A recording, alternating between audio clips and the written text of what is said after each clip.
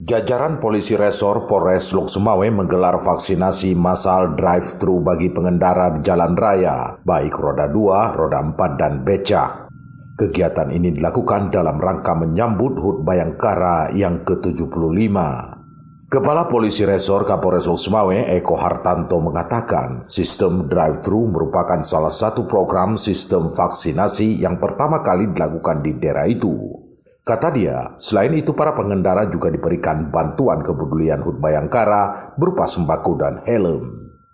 Jadi saya lihat tadi konsepnya, sistemnya memang sangat bagus ya, mulai pengendara itu masuk ke pintu masuk ya, screening ya, lalu melaksanakan vaksinasi ya. Setelah melaksanakan vaksinasi mungkin ada data atau administrasi lain yang akan diambil ya, baru dikasih sembako ataupun helm oleh petugas. Kapolres Lok Sumawe, Eko Hartanto, berharap dengan adanya vaksinasi drive-thru akan memudahkan pengendara memperoleh vaksinasi di wilayah hukum kerjanya.